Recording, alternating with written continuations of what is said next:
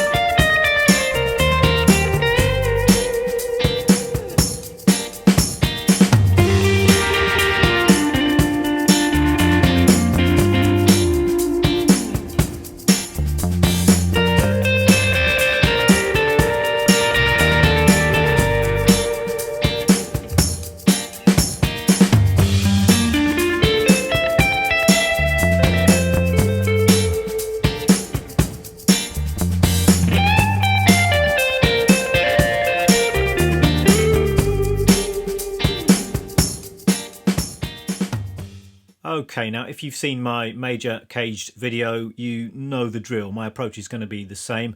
You don't have to have seen that video before watching this one. I'm going to try and make this a self-contained lesson, but you might like to check that out if you've not already seen it, and you get a little bit more detail about my approach. Now, the basic idea is the same whether I'm thinking major or I'm thinking minor, and it's this: I like to have all of my melodic and harmonic materials available to me in each of the 5 caged fretboard zones, and I want those to be right under my fingers and available to me to improvise or to come up with parts, and just generally to express myself without having to search for stuff, or without having kind of unfamiliar black holes on the fretboard. And what I like to do is to lump all of this information together in each zone of the fretboard. So I've got chords, triads, arpeggios, various different types of scales, all under my fingers, and I don't think of this stuff really as being separate things. It's all related, and I like to be able to move between those different things in a fluid kind of a way. And another aspect of this is the importance of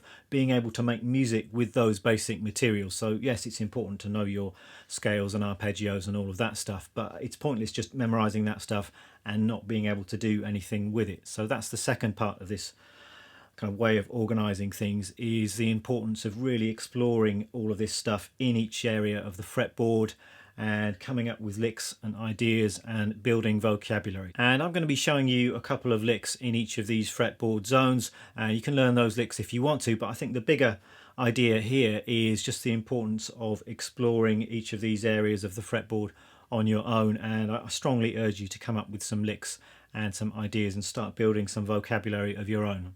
So we're going to begin down this end of the fretboard. It's the key of G minor, and in the 3rd position you've got your G minor chord here, and this is the E form in caged terms. So this G minor chord is derived from the E major chord or the E minor chord down here. You make that a movable shape, and then you've got that bar chord shape in the 3rd position. So you can call that the E form if you like.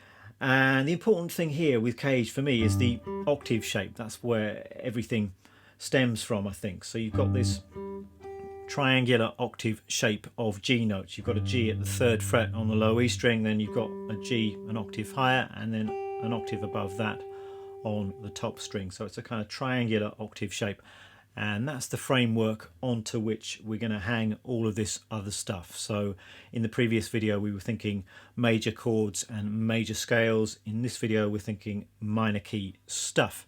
So the first thing you want to do after you've got that octave shape is just to find a minor chord shape, and we just got that simple minor bar chord there. You could play a minor 7 shape in various different ways if you wanted to, and then I'd recommend playing a minor arpeggio as well, so just playing the notes in the chord in order from low to high. So you could play the root note here, flat third, fifth, root, flat third, fifth, root. You can get another flat third on top. Now you can make that a minor 7 arpeggio.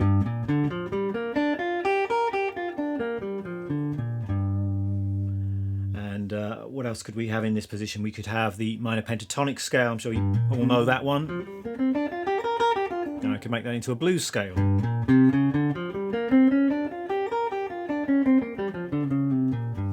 And then you've got various different types of minor scales. Now minor keys tend to be a little bit more complex than major keys. You've really just got one major scale, but you've got various different minor scales. So the most important one is probably the natural minor scale.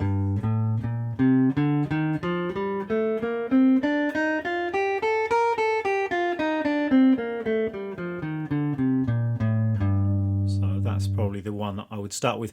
If you wanted to, you could explore some of the other minor scales, so perhaps the harmonic minor, the melodic minor. Those are essential scales if you're playing jazz, and not quite so essential if you're playing other types of music, I don't think. And perhaps you could have some of the minor modes in there as well, so probably the most useful one for me would be the Dorian mode. So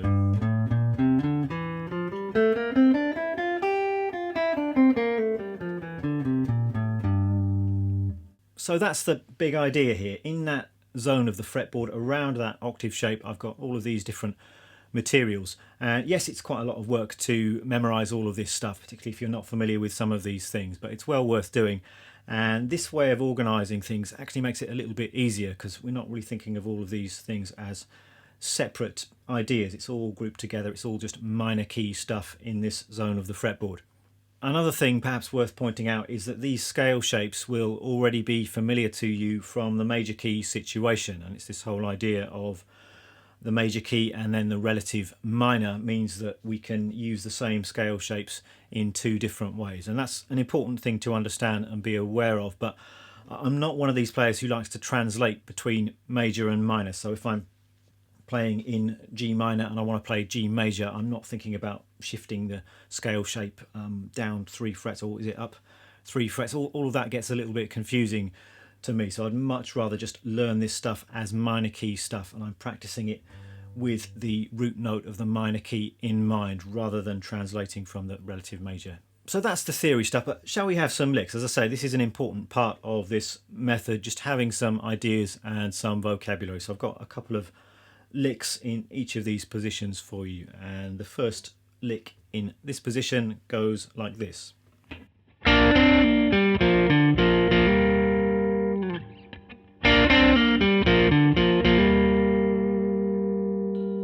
So it's one of these quite Hendrixy sounding licks. We had some of these in the major key video. These kind of ideas work really well in a minor key situation as well.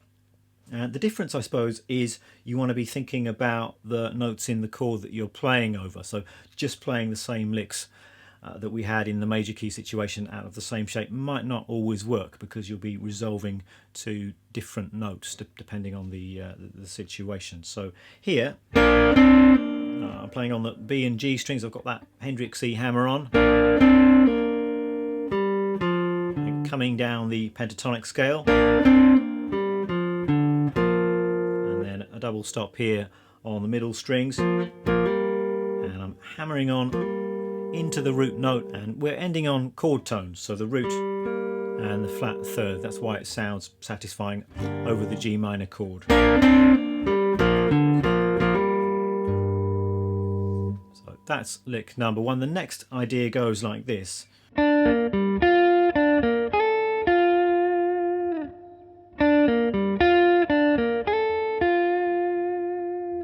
this is really an arpeggio based lick. We've got the G minor arpeggio, that's a G minor 7 arpeggio, and you can include this high A as well. That makes it a minor 9th arpeggio. So I'm just building a lick from those notes.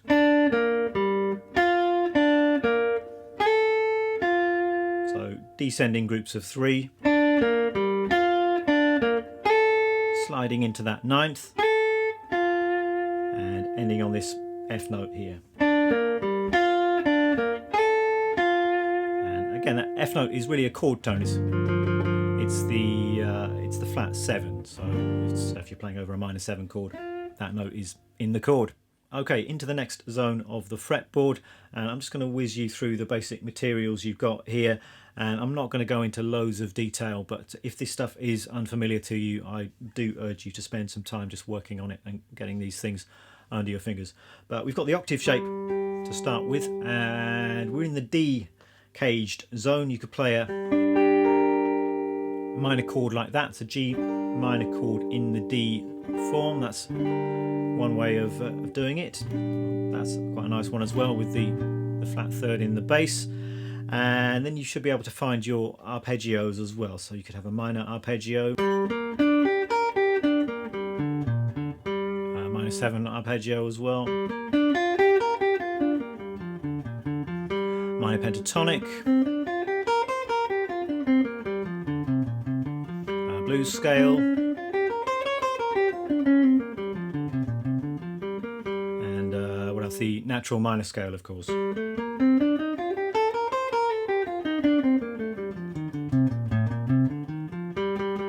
Notice how I'm always starting and ending on the root note. I want to hear that as a G minor scale. I'm thinking G minor. I'm not thinking B flat major, which is the same shape, but you want to think about that G root note, be hearing that as the home note for all of this stuff. Let's have some licks in this position, and the first one goes like this.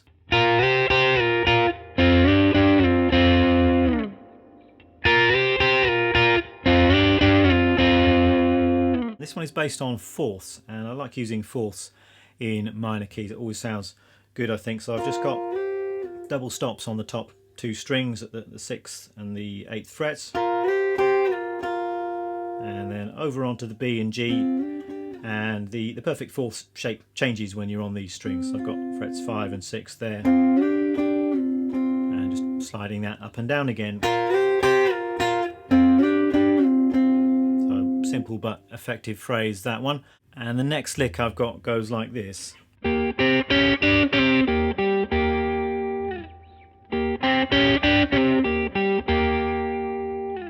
this one's based on double stops as well, and we've got a high G droning note, and beneath that we've got a little blues scale melody. Now the melody goes like this.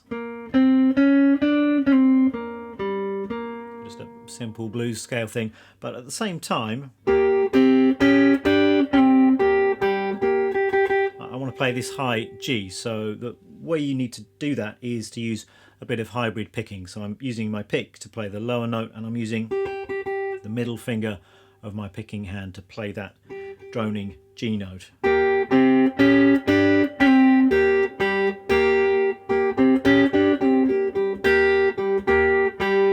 Of course, lots of variations you could come up with on that basic idea.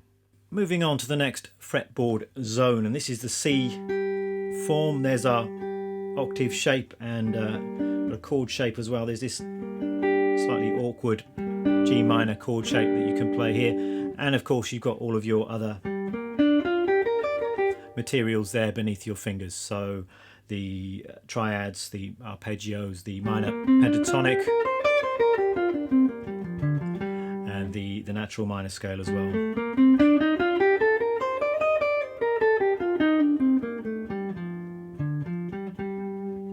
So let's have the licks, and the first one I've got goes like this.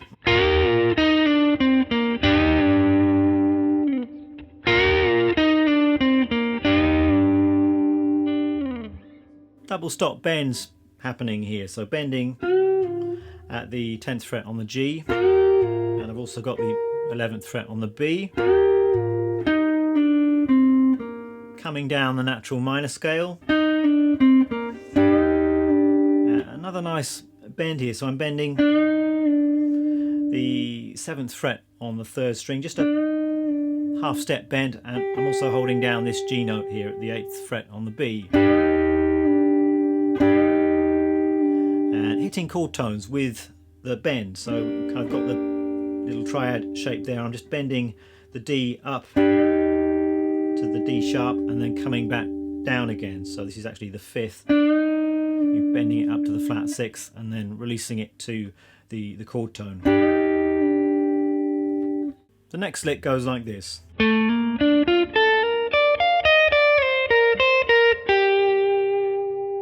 Perhaps a little bit more jazzy sounding, and I'm thinking major 7th arpeggio. This is really a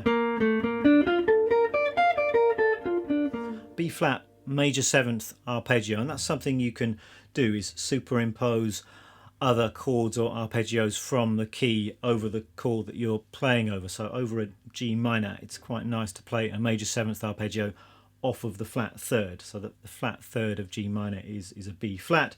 So B flat major 7th arpeggio. I'm starting on the 7th here, so, and I've got the same idea up an octave and coming down the scale.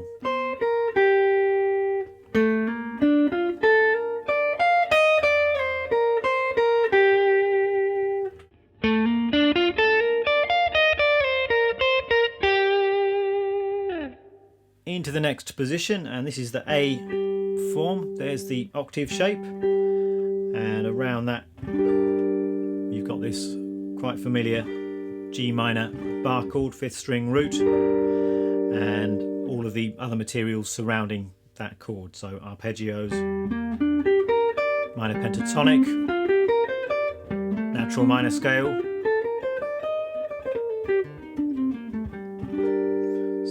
What licks have we got available in this position? And I've got some more of these Hendrixy kind of double stop licks here. So the first one goes like this.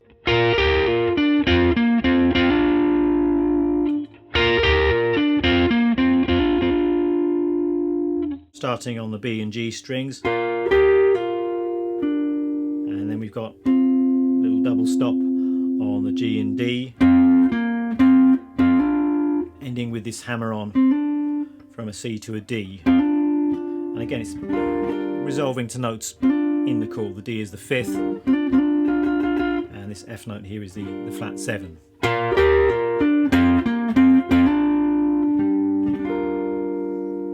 And I've got another idea on the higher strings that goes like this.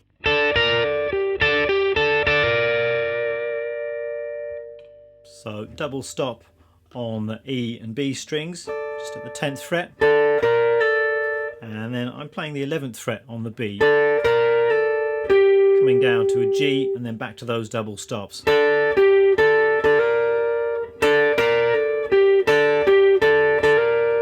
So all based on chord tones. I'm really thinking out of this G minor triad shape, and you've got this note here, this A note is the 2nd. I did a video a while back where I talk about using triads and adding the 2nd. I really like that sound, so you've got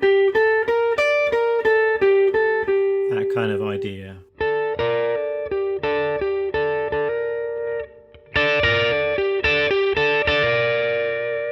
Then we've got the final caged zone of the fretboard, the G form, so the octave shape is that kind of a backwards triangle, if you like. We've got fret 15 on the low E, 12 on the G, 15 on the high E, and around that you've got so it's a little bit awkward to find a good minor chord shape in this position, but that's beside the point really. I mean, some stuff falls naturally in some of these caged shapes, and in other positions it might not fall so naturally, but it's all about exploring the possibilities and seeing what works. So we've also got the other things here, so the arpeggio and the minor pentatonic, and of course the natural minor scale as well.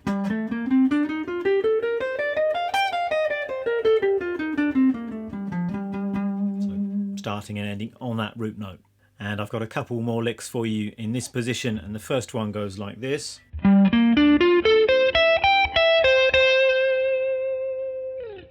So this is again quite a jazzy sounding phrase, and it's arpeggio based, and what I'm doing is playing an extended arpeggio. And if you're not familiar with that concept, the basic idea is just starting on the root note and then going up in thirds through the natural minor scale. So we're starting with just a minor triad arpeggio, so root, flat, third, fifth, but then we can keep on going up in thirds, and the next note you get to will be the flat 7 and the 9th, the 11th and the 13th. Those are all of the available extensions, and if you want to you can include that high G on top. So a lot of jazz players like to use these kind of sounds. It kind of gets increasingly jazzy the higher up through those extensions you go.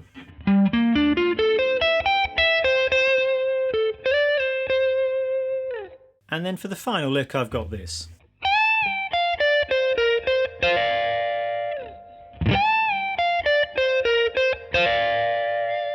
So quite a simple idea. This one I'm bending the 15th fret on the top string. Nice note to bend this one because we're bending the root note up to the second and then back again. So a G to A bend. Coming down the minor pentatonic scale and ending with one more of these Hendrixy double stop hammers. So 13th fret, just hammering down onto the 15th fret on the B.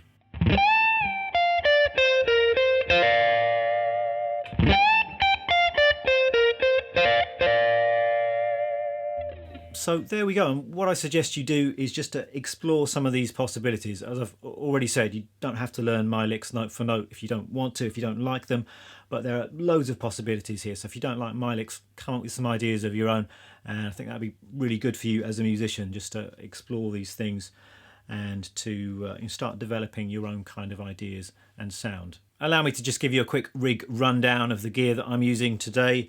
And the guitar is my Jazzmaster. I thought I'd get the Jazzmaster out today. I've not used it in one of my videos for a while. And this is an American reissue Jazzmaster. I think it's a 65 reissue. The amp that I'm using today is my Fender Princeton. And I've got a couple of pedals. For overdrive, I'm using once again the Nobles ODR1. And I wasn't totally convinced with this pedal when I first got it, but I'm actually really enjoying it now. And it seems to work well with the Princeton. And it's quite a tweakable pedal as well. You can make it work with different guitars and dial it in to work with single coils or humbuckers. And in my little solo at the start of the video, I also had a little bit of delay in there as well, a bit of a slapback from the MXR carbon copy. That's about it for today's video. I will of course be tabbing all of this stuff out. I will write out all of the licks that I just discussed. I will also write out the little solo that I played at the start of this video for those of you who are interested in learning that. And all of those tabs will be up on my Patreon page along with the backing track. I'll put that up there for those of you who want to play along to my backing. And if you've not already seen it, do check out the major key companion video to this one. You'll be able to find that elsewhere on my YouTube channel. Thanks a lot for watching. I will see you next time.